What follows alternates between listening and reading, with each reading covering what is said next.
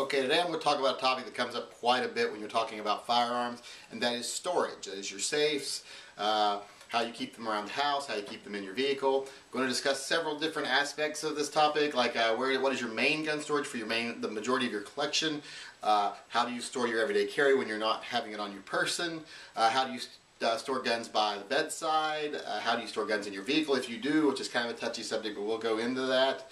We'll also discuss a little bit of the liability issues of storing firearms, especially for those of us that have kids. I have a 6-year-old in the house, so I have to be a little more careful than people that say would have no kids in the house. So we'll discuss all of that. So let's get rolling here. There's a lot to discuss on this topic. Okay, the first thing I'm going to say right off the bat is to kind of just make a point that all of my safe storage methods that I use are last line of defense. None of them are unbeatable. They're good for keeping out people who the common thief, they're good for keeping out people who don't have a lot of time, and they're good for keeping small hands off of things. I have a 6-year-old in the house, so I have to be very careful. My first lines of defense are my security system, my alarm, my camera system, and my dogs. You know, I want to make sure that someone doesn't come in first. So that's my first line of defense. So my safes are like a secondary line of defense, actually. First, I want to keep them out, and like the Audible alarm on my alarm system, I want to let them know once they get in that they don't have a lot of time to be in here, they need to get out quickly. That will prevent them from taking the steps to overcome your safes, which any safe can be overcome. But it's nice to have layered security, so safes are the last layer of that security. So I just wanted to say that before we move on to the other topics. Okay, first we'll discuss like the main storage, like where do you keep the majority of your firearms when they're not in use. I didn't spend a lot of money.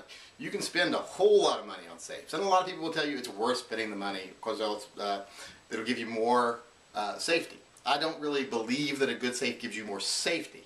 It might give you a better mechanism, it might give you a more reliable lock, but I don't think it makes it any safer. Because if someone's got the time and the tools to overcome a small safe, they can overcome a larger safe in just a little bit more time. I've seen it happen.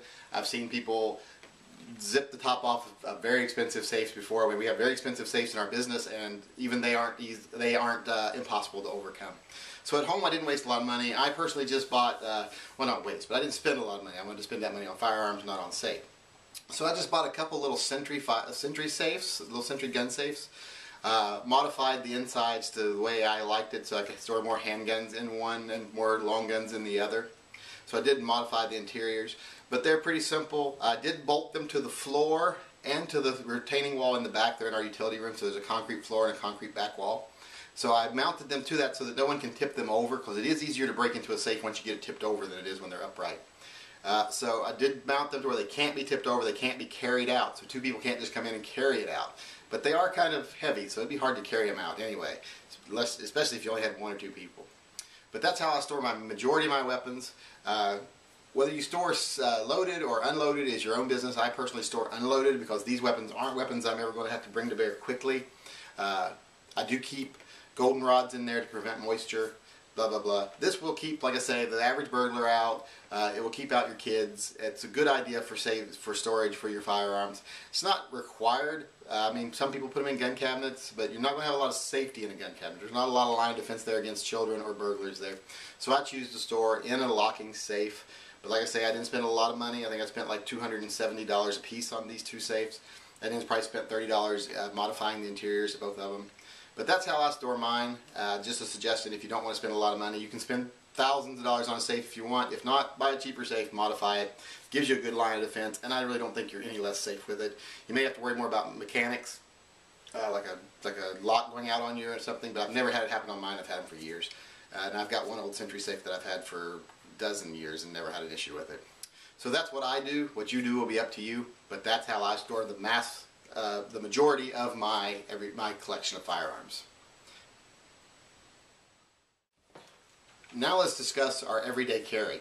Like I said, I have a 6-year-old in the house, so I can't just take a gun off, leave it on the counter. I used to do that before we had kids. I would just come in, take it off, lay it on the counter. It would stay there until I went to bed that night. Now I can't do that. I can't leave a handgun unattended.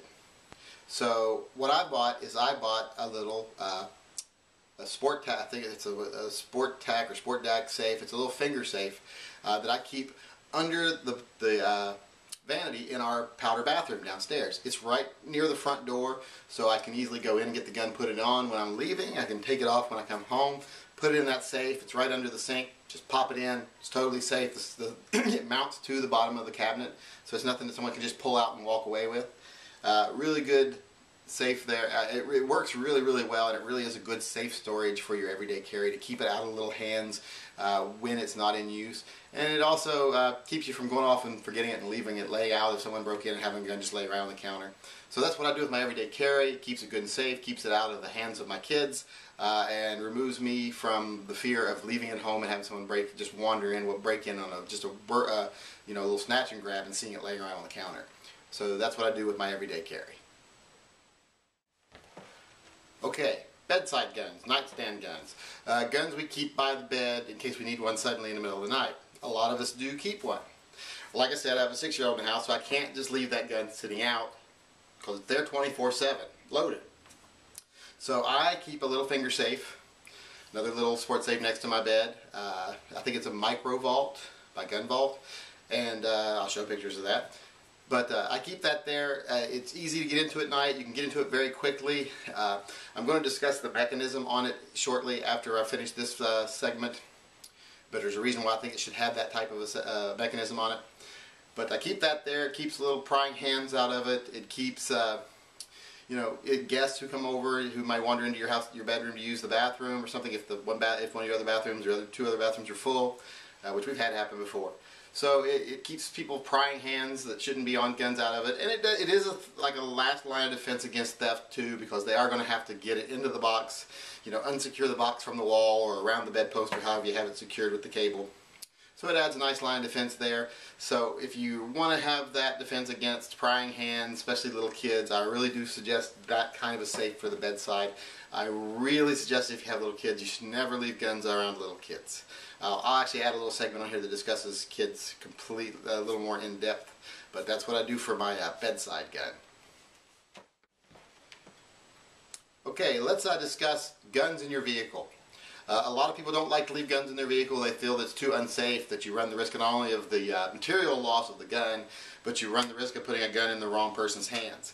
I personally won't put any weight on that second part because I'm a person who does not believe that a person who gets stolen from has any culpability in what happens to that item after they've had it stolen from them.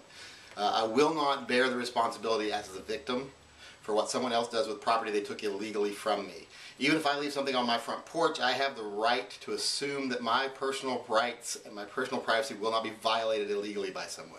And if they do, I'm not responsible for it in any way. So I won't inconvenience myself simply because I'm worried about what someone else might do or how they might take advantage of the fact that I'm doing something totally legal that I want to do. So now that I've discussed that part of it, I'll discuss actually how I store in my cars. Like I say, we have kids in and out of the cars. We have to worry about the vehicle that was being broken into, and I've actually had my vehicle broken into while it had a firearm in it, and the firearm did not get stolen because of the way I store my vehicle. In one vehicle, we don't really leave the gun unattended all that often, and it doesn't have to be quick access. We use a simple cable lock box, just a box with a combination lock on it. It attaches to the bottom of the seat, works very well. We do that actually in 2 cars because they're not meant to be quick access, and they work really well.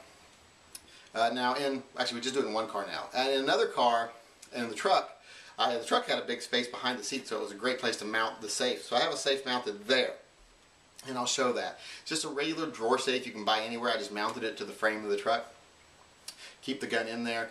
Provides excellent storage. I had this truck broken into while the gun was in the car. They yanked everything out of the car. Did not take the gun. Didn't even get into the safe, which would have been very difficult to do for me anyway. In the new car, I have the same safe mounted in the trunk, so just imagine the same thing mounted in the trunk that I keep the gun in. Which I think is even more secure because once something's in the trunk, I think it's more secure than in the cab. So if I have the same line of defense in the trunk, I feel it's even more safe. So that system keeps smash and grab burglars out of the gun, keeps them away from it. It keeps the kids away from it. It really provides a nice, safe way to store the gun in my car. I'm actually very fond of that storage system. And like I say, it took half an hour and $5 worth of parts to mount these safes in the car. The cable box safes cost about $25. The safe itself I think was like $35. The bigger safes were like $35 to $50. And like I say, another $5 to mount them in a half hour of my time. So that provides a really safe alternative for leaving your gun in a glove box, even a locking glove box. I used to just keep my gun in a locking glove box, but I wanted something a little more secure. So that's something you might want to try out. Like I say, they're really easy to install, makes the gun really safe, and you can leave them in there overnight. I mean, no one who's just going to, short of stealing your vehicle, they're not going to get that gun out of there unless they're really prepared. And my vehicles have car alarms, so they're going to have a very short amount of time to steal what they're going to steal. Especially when my car is never anywhere overnight except for right in front of my home. So, except for the one time I left my truck in a storage garage or in a parking garage overnight, and I won't make that mistake again. That's when one of the times my truck got broken into. But that's how I stored my vehicles. If anybody wants any more information on how I mounted those in my car or anything like that, feel free to email me. But let's move on to the next topic here. Okay, let's discuss just the act of having children in the home. I hear so many people tell me all the time that they don't feel like they need to secure their weapons because they've trained their child to not bother them. That is one of the most ridiculous things I've ever heard in my life. It just proves the old adage that you don't have to take a test to be a parent. Children do not possess the physiological development to think like an adult. They don't reason. Any parent who says that they've never heard their 5, 6-year-old say, "I don't know," when asked why they did something, well, then you're not paying much attention, because a lot of times they don't know why they do something. You can train a 6-year-old till the cows come home, and they won't be foolproof. They're just not, they just don't possess that physiological capability. They don't possess the mental skills, or they haven't even developed the physical mental abilities yet. They don't possess that. Some studies show they don't even possess it until they're 12 years old. It's definitely not till like 9 or 10. So taking that kind of risk is just the most ridiculous thing a person can do. Why would you ever risk the life of your child over a $50 safe? You know, just why? How could you ever say that's justified? How could you ever take the chance that your child's not perfect? Are you willing to risk your child's life on whether they're perfect or not? Because I'd be willing to bet, I love my sons dearly, and I'll be the first person to tell you they're far from perfect. Even the 12-year-old sometimes does things he knows he shouldn't. The 6-year-old does stuff he knows he shouldn't all the time. It's just because he doesn't really think about it. And you can't expect the 6-year-old to think about it. So leaving guns unattended around kids is just inexcusable, in my opinion. Sorry if I get a lot of heat for that, but it just is. If you value the life of your child, I don't see how you cannot value their life over some moral ideal or a $50 safe or anything like that. I just can't see how you can possibly do it. So, in my opinion, if you have kids around, your gun should be on your person or locked at all times. Okay, one thing I said I did want to mention was the type of mechanism I felt was important on some certain safes. Any safe you're going to have to access quickly. Like, I consider I may need to access this safe quickly if I ever need to get my EDC out quickly, like I'm at home, someone, you know, smashes a window or kicks a door and I need to go get this quickly. You know, I want this quick open safe here, these quick buttons. It can also be opened quickly with a key.